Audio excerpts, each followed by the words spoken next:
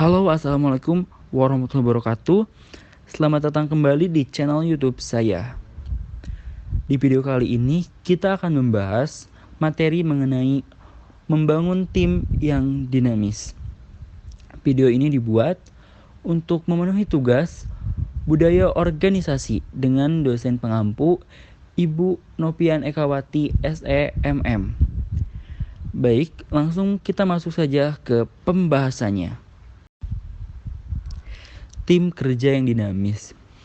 Tim yang dinamis adalah tim yang memiliki kinerja yang sangat tinggi. Tim yang dapat memanfaatkan segala energi yang ada di dalam tim tersebut untuk menghasilkan sesuatu.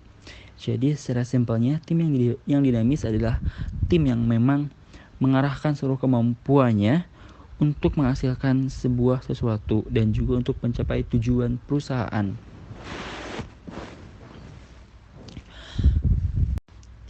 Lalu berikutnya itu ada unsur-unsur tim yang dinamis.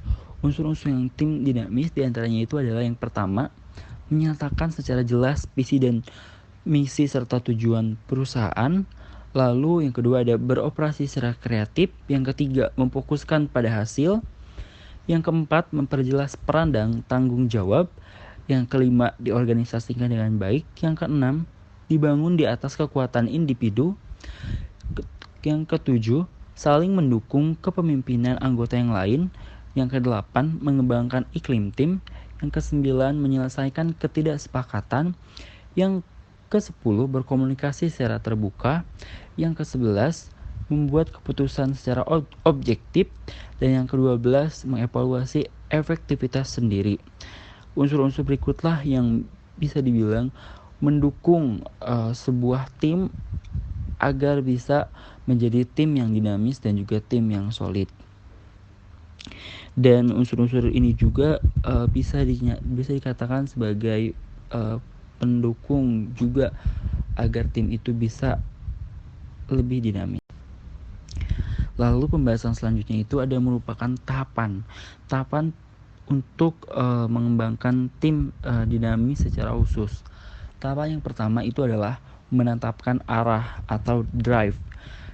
Hal yang pertama dilakukan adalah dengan menetapkan arah dan tujuan dari perusahaan.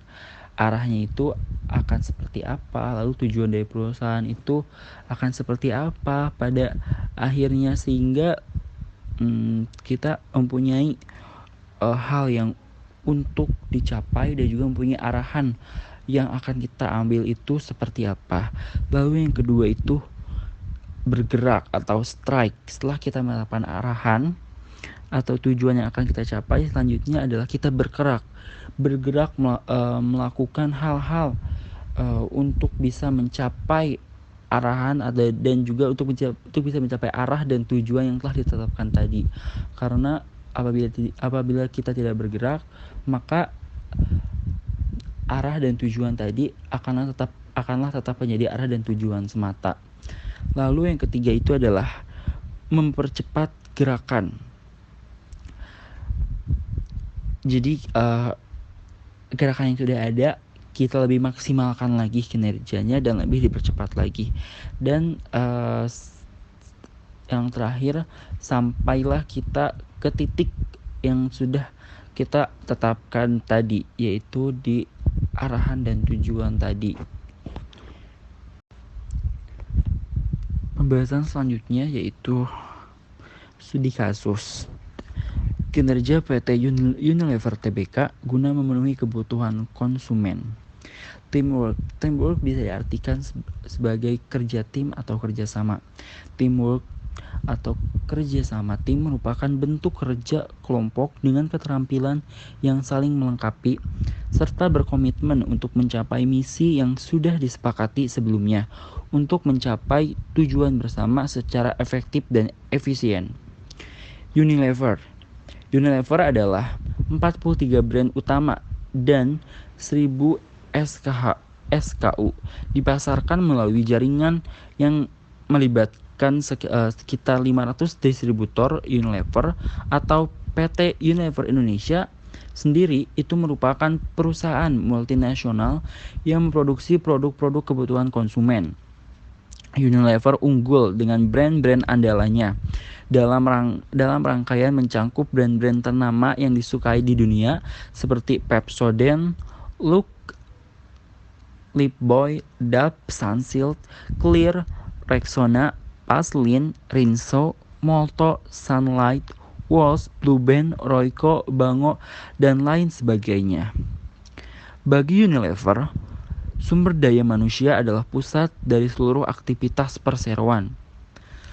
Unilever memberikan prioritas kepada mereka dalam pengembangan profesionalisme, keseimbangan kehidupan, dan kemampuan serta untuk berkontribusi pada perusahaan. Terdapat lebih dari 6.000 karyawan tersebar di seluruh nutrisi. Unilever memiliki 6 pabrik di kawasan industri Jababeka, Cikarang, Bekasi, dan 2 pabrik di kawasan industri Rungkut, Surabaya, Jawa Timur, dengan kantor pusat di Jakarta. Produk-produk perseroan ini berjumlah independen yang menjangkau ratusan ribu toko yang tersebar di seluruh Indonesia. Seperti yang kita ketahui, perusahaan Unilever itu merupakan perusahaan besar yang ada di Indonesia yang bergerak di bidang penghasilan produk, berbagai macam produk yang dibutuhkan oleh para konsumen yang ada di Indonesia. Beberapa produk yang dihasilkan oleh PT Unilever seperti yang telah disebutkan tadi merupakan molto, sabun, kecap, dan lainnya.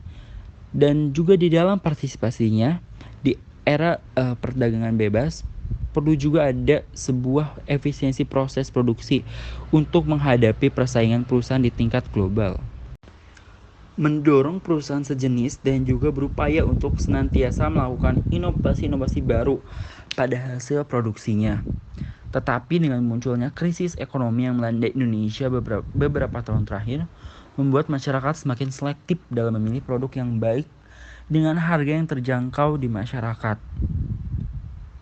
Oleh sebab itu, perlunya perusahaan untuk melakukan upaya-upaya untuk menuju perbaikan sistem, supaya tetap bertahan dalam dunia perindustrian yang semakin ketat dan tuntutan akan produk yang bermutu. Dengan demikian, peranan dari sumber daya manusia sebagai aset perusahaan yang paling berharga sangat membantu perusahaan untuk melakukan perbaikan-perbaikan sistem sumber daya manusia, sehingga dapat mengoptimalkan kinerja karyawan dan pada akhirnya dapat mempengaruhi kelangsungan hidup perusahaan. Dengan mendorong karyawan yang terus-menerus mengembangkan diri serta mempertahankan work-life balance, perusahaan dapat mengembangkan dan mempertahankan SDM yang handal dan berkualitas dengan berperan utama dalam pengembangan bisnis. Setiap tahun, manajemen Unilever Indonesia menargetkan pertumbuhan bisnis di Indonesia yang sesuai dengan target yang ingin dicapai oleh Unilever secara global.